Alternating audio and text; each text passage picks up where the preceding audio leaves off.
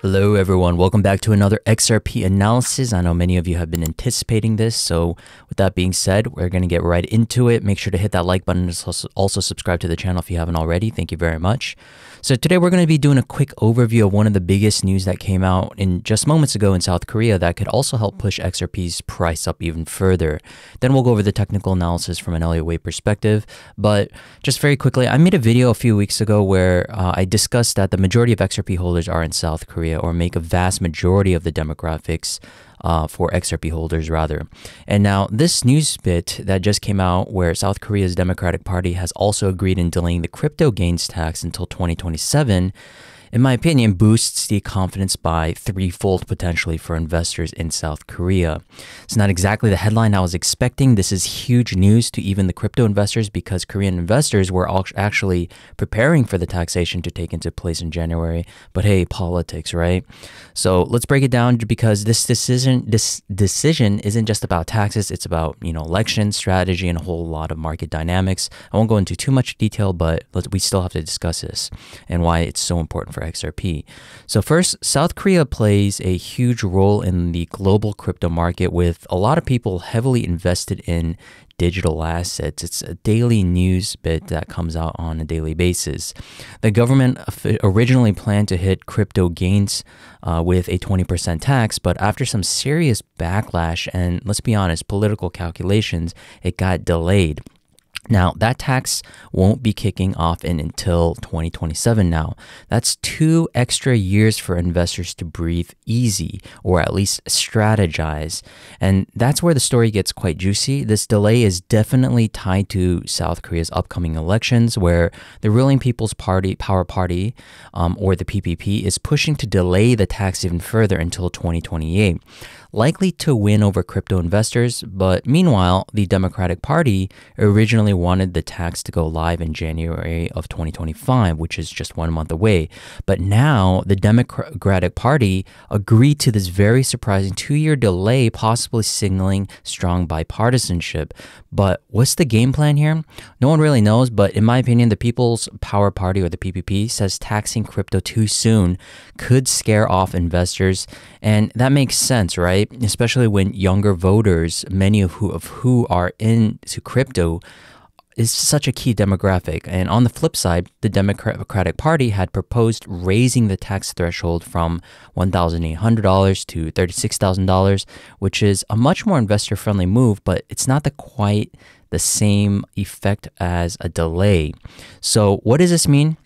It's a battle of strategies. The divide between these parties is pretty clear, and the Democratic Party accuses the PPP of using crypto tax as some kind of shiny election promise to possibly win votes.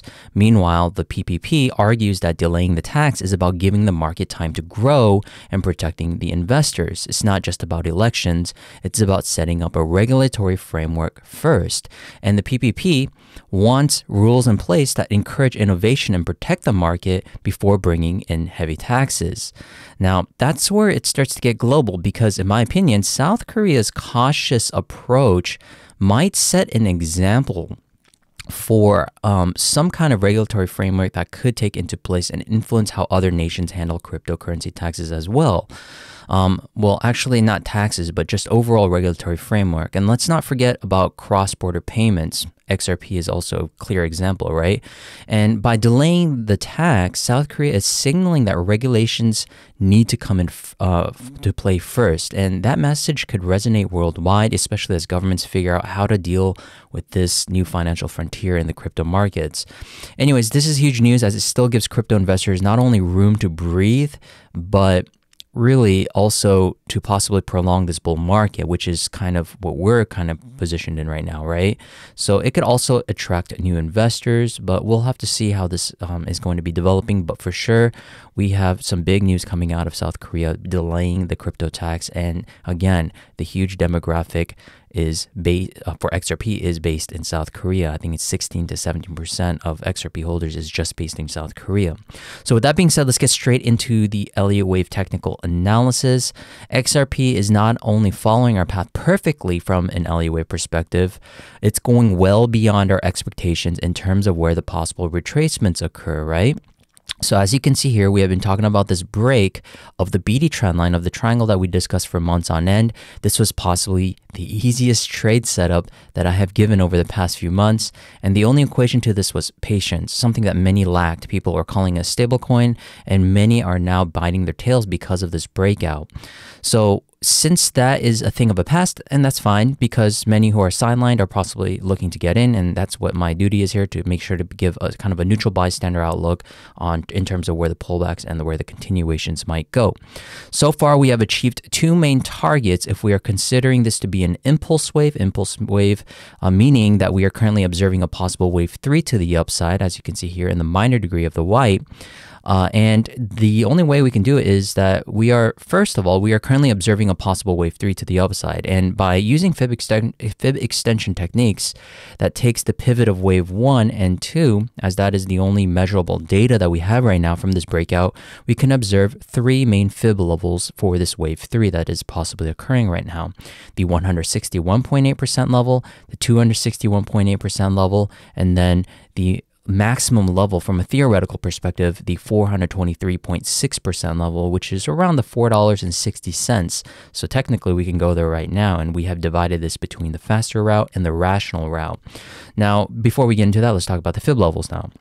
Now, the most common target is going to be that 1.618 or the 161.8 times the wave 1, and the next target is going to be the 261.8% times the wave 1, and within a strong trend, that is.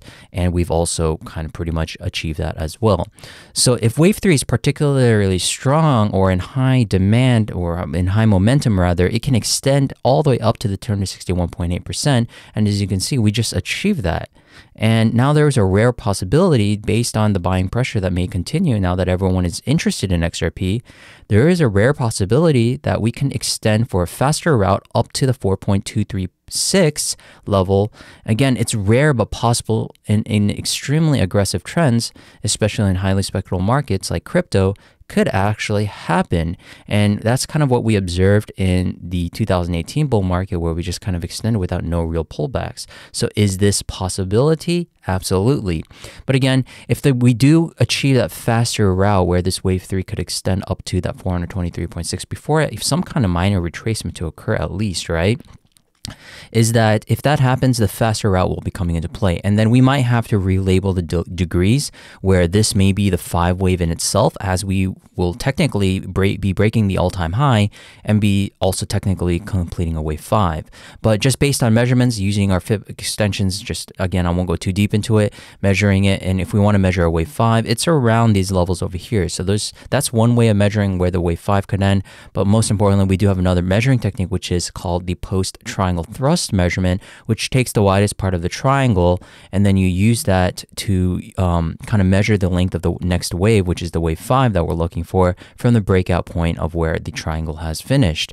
So based on that apex breakout, this wave 5 could technically end anywhere around the $7 to even the $20 regions. Now, if we go for the faster route, now I'm not going to be saying that we're going to be going for the faster route. We're just starting to get into the possibilities of that route, is that if that does happen, and we're working in two types of degrees where we have to label it, since we do have a possible technical top being completed after this breakage of this termination point of wave 3, is that this could be the 5 wave in itself, like I mentioned, or could be really going into that new wave 1 and then 2, and then we'll have to even extend this wave 3 even further. But again, that's too ambitious, right? There's going to be market cap arguments against it, that it can't be supported, and so forth. We won't talk about how far it can go, but most importantly, we just want to be looking for the overall possible where the technical pullbacks may occur, number one, and number two, is that we're going to be looking for momentum divergences occurring along the way. Now, those can be, negated as well, just like we've seen for Bitcoin, where we've seen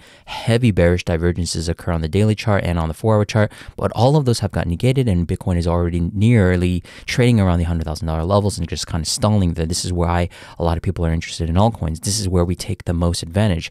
We want to be taking advantage of the altcoins that have the most potential. And I think so far we have chosen one of the best ones right now, especially from not only fundamental perspective, but just overall cryptocurrency market speculation perspective. A lot of people are surprised by this breakout for XRP from where it was originally deemed as a stable coin, and I can argue with that as well.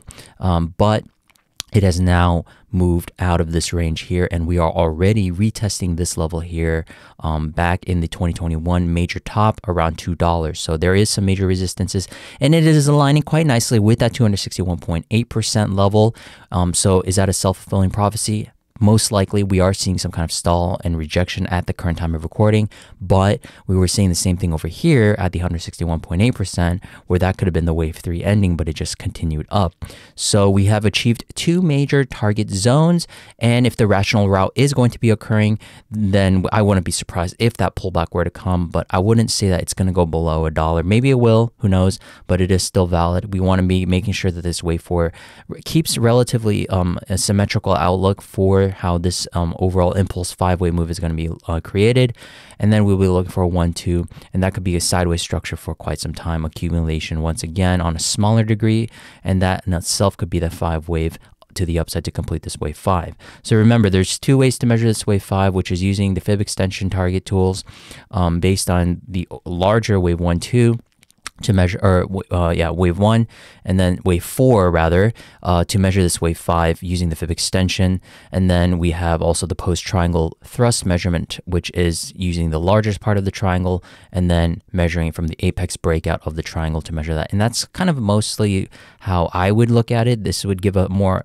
kind of traditional targets and an outlook on how this wave 5 could be measured. But again, we don't know how this wave 5 is going to be ending. We have to take it step by step. And right now, we're definitely within an impulse right now of a wave 3 of some sort based on the current degrees that we have for this minor degree of the white. Then we can be looking for either how this faster route is going to be playing or the rational route. I'm kind of secretly hoping, based on the South Korea news and also, just breaking these without any hesitation, maybe we'll break this without any hesitation as well. And really, there's no resistance other than the all-time high at this point. And if that happens, I would expect all-time high breaking, not just getting rejected there, but also kind of possibly going up a little bit further up to that $4.60 before we get a minor retracement. And then that could either conclude the XRP bull market or could be really even a much more bullish market. But again, I don't want to be giving too many of an ambitious target because we do have a rational route, which was our original plan as well. So do keep those in mind, the fundamental approach that I mentioned in this video, also the two technical ways of how we can see it, and also the technical measurement of this wave 5 in terms of the overall primary degree that we're looking for this conclusion. Then we're going to be looking for a larger pullback to occur. And again, taking profits and also making sure to strategize your stop losses is very crucial, and that's why it's better to get in early, as we have been discussing for quite some time, as we have identified this triangle possibly breaking out with high probability, is the risk in itself. So as a trader or an investor, do take those into consideration. Hopefully that was helpful, ladies and gentlemen. I will be making sure to do more updates, possibly on a more medium time frame update.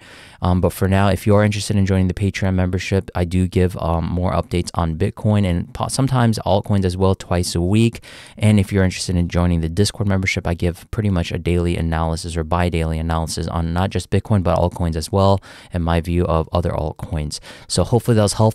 The link is in the description below, and if you haven't already, please make sure to subscribe to the channel if you haven't already. Thank you very much. I'll see you guys in the next video. Have a fantastic rest of the week. Bye bye.